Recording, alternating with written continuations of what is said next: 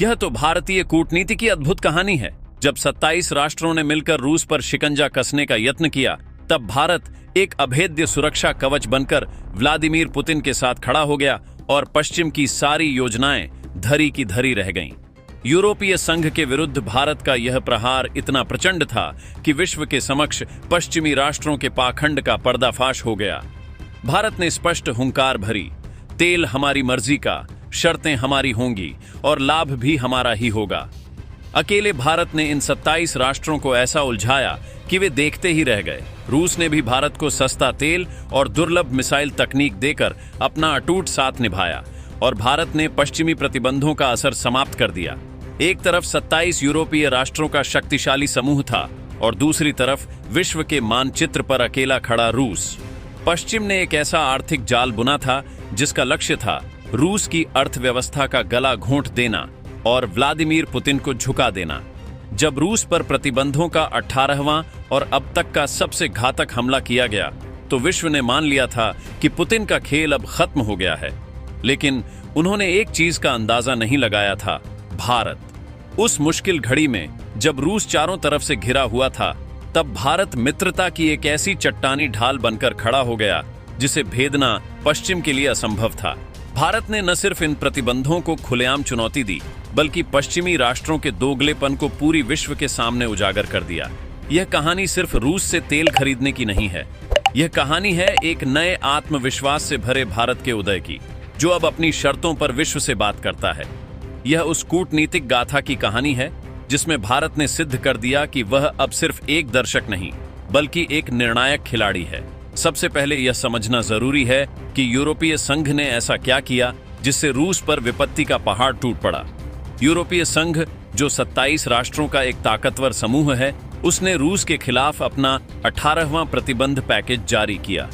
यह कोई सामान्य पैकेज नहीं था, यह रूस की अर्थव्यवस्था की कमर तोड़ने की एक सोची समझी साजिश थी। इसका मुख्य निशाना था रूस का तेल निर्यात, जो उसकी आय का सबसे विशाल स्रोत है, और इसी धन के बल पर वह अब तक यूक्रेन के साथ युद्ध में टिका हुआ है। इस पैकेज में सबसे खतरनाक प्रावधान था रूसी कच्चे तेल पर एक नया चलायमान मूल्य सीमा। साधारण शब्दों में इसका मतलब था कि रूस अपना तेल अंतर्राष्ट्रीय बाजार की कीमत से 15% कम दाम पर बेचने को विवश होगा, जिससे उसकी आय घट जाएगी।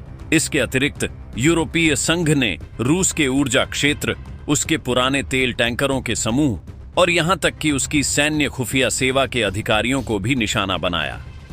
इस साजिश में भारत को भी घसीटने की कोशिश की गई, जब उन्होंने भारत में स्थित रूस की रोसनेफ्ट कंपनी के स्वामित्व वाली वादनार रिफाइनरी को भी अपने प्रतिबंधों की सूची में डाल दिया। यह एक चौतरफा हमला था जिसका लक्ष्य रूस को आर्थिक रूप से पंगु बना देना और उसे पूरी विश्व में अकेला कर देना था। पश्चिम को यकीन था कि इस 18वें प्रहार के बाद पुतिन के पास झुकने के अतिरिक्त कोई और मार्ग नहीं बचेगा। लेकिन उनकी सारी गणना उस समय गलत सिद्ध हो गई जब इस खेल में भारत ने प्रवेश किया। जब पूरी विश्व चुप्पी साधे हुए थी, तब भारत अपने मित्र रूस के लिए एक वज्र की तरह खड़ा हो गया। भारत ने यूरोपीय संघ के इस उद्दंडता की न सिर्फ तीव्र आलोचना की, बल्कि इसे पाखंड और दोगलापन घोषित किया। विदेश मंत्रालय के प्रवक्ता रणधीर जायसवाल ने एक ऐसा कथन दिया जिसने पश्चिमी राष्ट्रों की पोल खोलकर रख दी। उन्होंने स्पष्ट कहा, भारत किसी भी तरह के एकतरफा प्रतिबंधों का समर्थन नहीं करता है। ऊर्जा के व्यापार में दोगले मापदंड नहीं चलने चाहिए। हमारी सबसे पहली और सबसे प्रधान प्राथमिकता हमारे नागरिकों की ऊर्जा सुरक्षा सुनिश्चित करना है।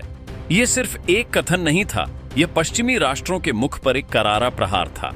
भारत ने उन्हें दर्पण दिखाते हुए कहा कि तुम स्वयं तो रूस से गैस और तेल खरीदना जारी रखते हो, लेकिन अन्य राष्ट्रों पर प्रतिबंधों का पालन करने के लिए दबाव डालते हो।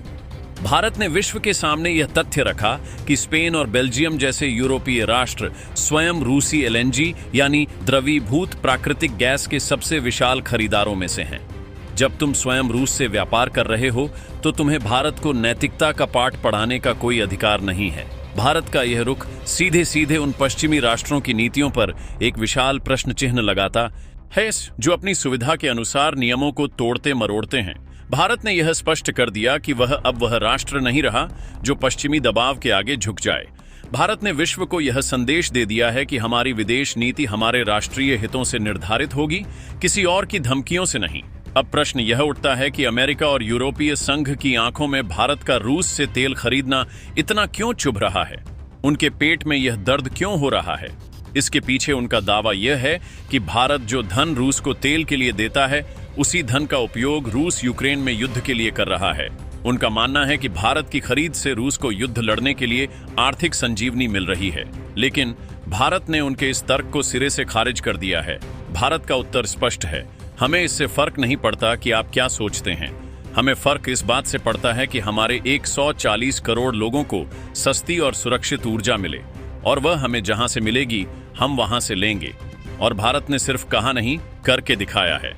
2022 में युद्ध आरंभ होने से पहले भारत रूस से लगभग शून्य के बराबर तेल खरीदता था, लेकिन आज यह आंकड़ा 10 लाख बैरल प्रतिदिन से भी अधिक हो चुका है। भारत रूस से रियायती दरों पर यानी छूट पर तेल खरीद रहा है, जिससे भारत को अपनी ऊर्जा आवश्यकताएं पूरी करने में भारी सहायता मिली है और महंगाई को नियंत्रण में रखने में भी सफलता मिली है। यह भारत का मास्टर स्ट्रोक है, जहां उसने एक वैश्विक संकट को अपने राष्ट्रीय हित के लिए एक अवसर में परिवर्तित कर दिया है। यह दर्शाता है कि भारत अब तेल के इस वैश्विक खेल में किसी की कठपुतली नहीं, बल्कि एक स्वतंत्र और शक्तिशाली खिलाड़ी है। यह लड़ाई सिर्फ तेल और प्रतिबंधों की नहीं है, पर्दे के पीछे एक और लड़ाई चल रही है जो कहीं ज्यादा गहरी और रणनीतिक है। यह लड़ाई है अमेरिकी डॉलर के वैश्विक साम्राज्य को चुनौती देने की। दशकों से विश्व का अधिकतर व्यापार अमेरिकी डॉलर में होता है, जिससे अमेरिका को एक असीमित ताकत मिलती है। वह किसी भी राष्ट्र पर प्रतिबंध लगाकर उसे वैश्विक बैंकिंग प्रणाली से बाहर कर सकता है।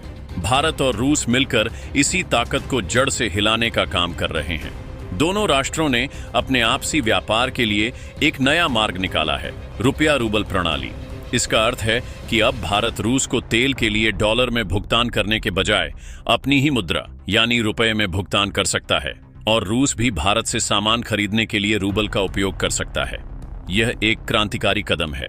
यह पश्चिमी बैंकिंग प्रणाली को दरकिनार करने का एक गुप्त हथियार है। इससे न सिर्फ भारत की डॉलर पर निर्भरता कम होती है, बल्कि यह अमेरिकी प्रतिबंधों को भी निष्क्रिय कर देता है। यह एक मूक आर्थिक विद्रोह है जो डॉलर के एक छित्र शासन के लिए एक विशाल चुनौती प्रस्तुत कर रहा है। यह भारत को सिर्फ ऊर्जा में ही नहीं, बल्कि आर्थिक रूप से भी आत्मनिर्भर बनाने की दिशा में एक बहुत विशाल मील का पत्थर है। यह दर्शाता है कि भारत की सोच सिर्फ तात्कालिक लाभ की नहीं, बल्कि एक लंबी अवधि की रणनीतिक स्वायत्तता प्राप्त करने की है। आज का भारत किसी एक खेमे में बंद कर रहने वाला राष्ट्र नहीं है। यह अपनी विदेश नीति को एक बहुदिशात्मक तरीके से चला रहा है। अब प्रश्न यह है कि भारत के इस कदम के बाद अमेरिका और यूरोप का अगला दांव क्या होगा? क्या वे भारत पर भी प्रतिबंध लगाने की हिम्मत करेंगे? और भारत अपनी ऊर्जा सुरक्षा के लिए आगे और कौन से विशाल कदम उठाने जा रहा है? इन सभी प्रश्नों को लेकर आप क्या कुछ सोचते हैं? आपको भारत के इस साहसिक और स्वाभिमानी रुख के बारे में जानकर कैसा लगा? क्या यह आपको एक भारतीय होने पर गर्व महसूस नहीं कराता? अपनी राय टिप्पणी अनुभाग में अवश्य लिखें।